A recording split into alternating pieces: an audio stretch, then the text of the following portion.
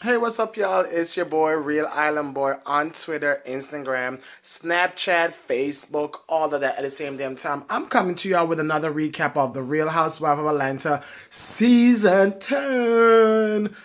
Finally, they're back, and I'm so happy. Tonight episode, hold on, my girl. Still the tastiest peach. Yes, Nene.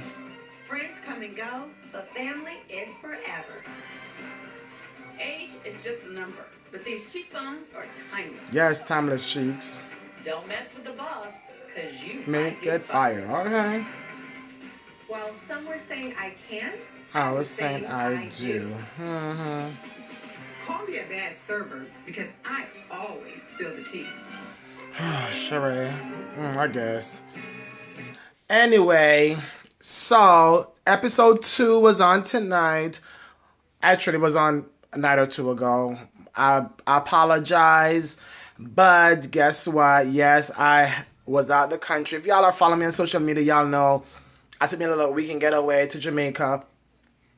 To actually Kingston, Jamaica. Was away for the weekend, turning up, having a good old time at some carnival release costume party in Kingston. It was a cute getaway. I was glad that I did it because it's never good to be up here in 26, 30 degrees weather when I can be in 80 degrees weather in Jamaica, right? And y'all love my Bob Marley t-shirt? I'm rocking my Bob Marley t-shirt. Anyway, I said before I was out of the country, so I didn't get a chance to recap ATL Housewives Sunday night. But long story short, I'm coming to y'all with a recap right now, okay?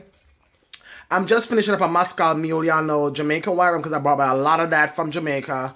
Bacardi rum, ginger beer, and a squeeze of lime, fresh lime. Oh God, it's so gingery.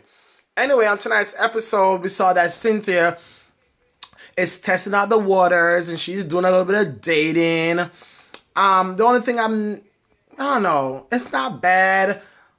Cynthia is kind of really age hang up. I don't know what's a word for that or the correct terminology, but she's hung up about somebody being younger than her. I'm like, shit. If I got somebody younger than me trying to holler, once they're over the legal age and grown and got their own and doing their own, I welcome them. Cynthia's dating this guy. The guy took her for a third date, I think. And now she knows the guy is actually 29, not 31, 32. And Cynthia just turned 50. So the guy's actually 21 years younger than her.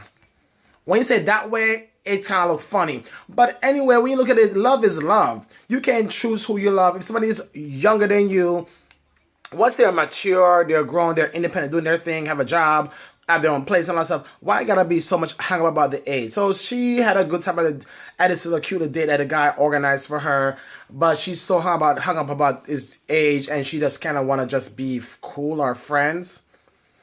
I guess she's gonna keep on dating until she find Mr. Right. I don't blame her. She's at this age where she just need to keep on dating, enjoy her life, and testing the waters out. And I really dig that. Her daughter Noelle is growing up so big. I can remember when she started that show. That girl was such a little tiny bopper. Now Noelle is like 17. Noelle has a boyfriend all the way in North Carolina, and she's going to visit this boyfriend on tonight's episode in Charlotte. And I'm like, damn. And she's driving there, like not flying from ATL to Atlanta. Sorry, from ATL to Charlotte. She said she was driving. I'm like, girl, you driving from... How far is that drive? I know when I drove to Atlanta the first time years ago, at least 7 years ago, I never do it again. I don't like driving no more than 2 hours. And for people who like to drive, kudos to y'all, but I'm not a driver. I don't mean nobody's come for more than 2 hours on a bus or a train, whatever. That's too long. For a flight, I'll do it because at least I know I'm getting there quicker than a damn car. But see, North Carolina, so probably a good 5+ hours from Atlanta to drive to North Carolina. I think go Atlanta, South Carolina, and then North Carolina. Then you're coming back up north. And she drive only that hours. Hopefully she flew, because their mom can afford a ticket. All she gotta do is get a Delta. I think Delta flies from Atlanta to or American Airlines fly from Atlanta to Charlotte. So hopefully she flew.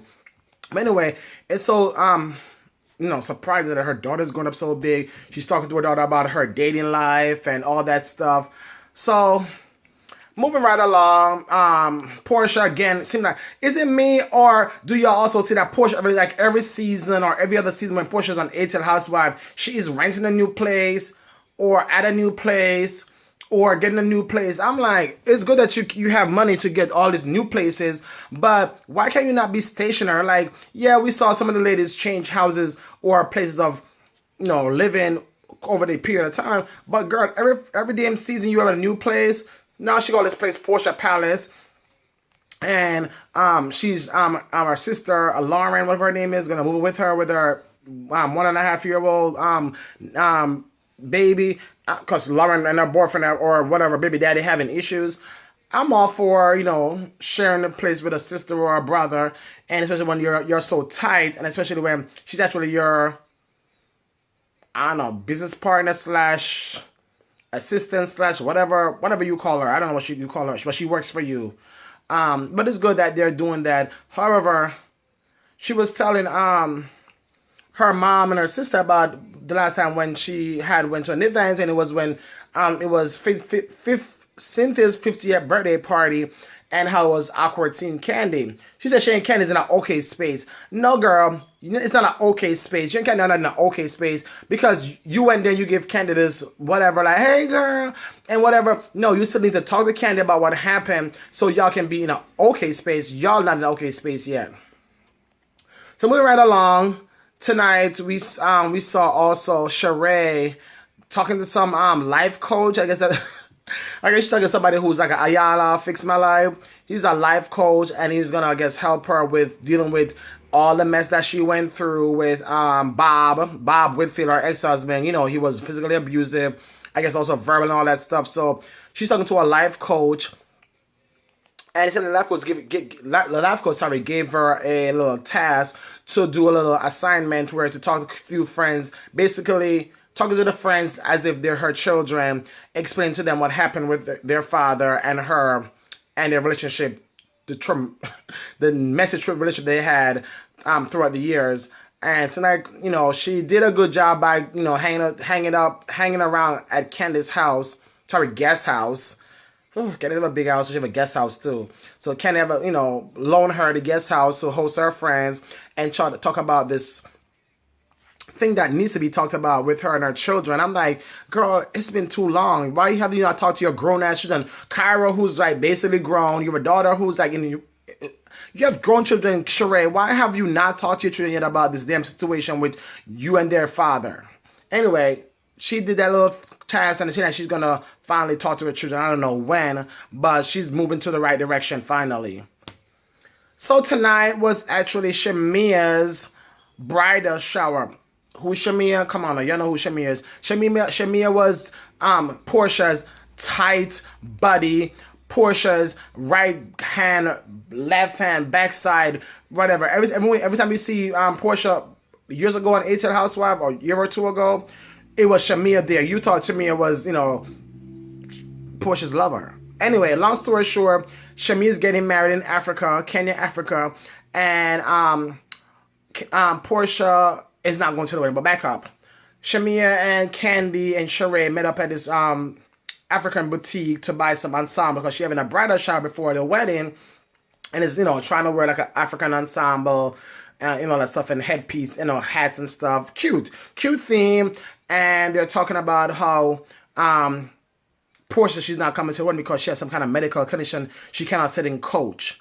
Hold the hell up. You can't sit in coach. In first class, it's kind of a bit pricey, but come to think of it, this is your best friend from childhood days. She's getting married. It was a one-time person get married.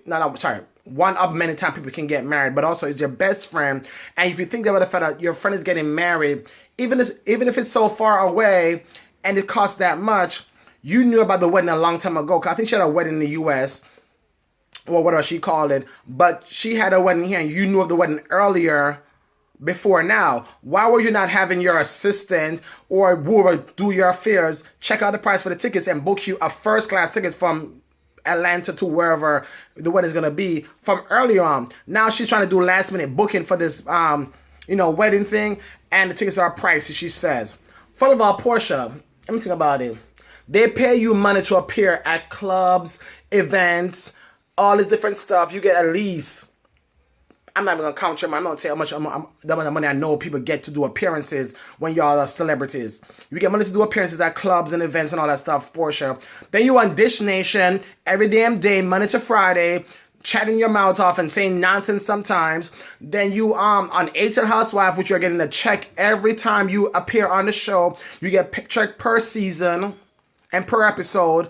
Plus you get a reunion check. And you tell me that you cannot afford $10,000. It might seem a lot to me, because it is a lot to me. But Portia, you can get that money from just doing like 2 appearances or 2 or 3 appearances at clubs in Atlanta. When people fly you to Vegas or whatever to host parties and whatever, they pay you all up to $5,000 sometimes to do appearances. Kim K sometimes get way more money than that because she's more popular, obviously. But you go to a club in Vegas or a club in LA or a club in wherever to do a walkthrough or come on the microphone and say something, y'all get up to $3,000 plus y'all hotel plus y'all airfare. And you tell me that you couldn't do a couple of gigs to get that money to go and pay for your friends, pay for the airfare to go to your friend's wedding in first class because you so have a medical condition that you can't sit in coach that long. I guess she had to sit in style and feel that comfy because she has something where, what's this she have? Something low blood pressure or something. Girl, you so full of shit. And I'm going to let you know too this. Anybody know Portia, you can forward this video to her.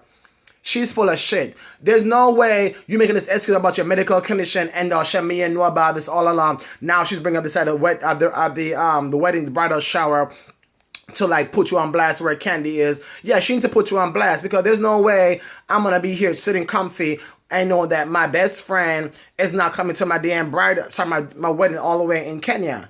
And she has the money. The girl said, I'm hoping that she's still going to come. I'm going to still hold a space for you. I guess, maybe at the hotel or resort. Probably paid for by, her peoples as far as the accommodation. She just need to get herself there via airfare. And she's making this a big deal about she can't afford to pay for it to get in first class because they're so pricey.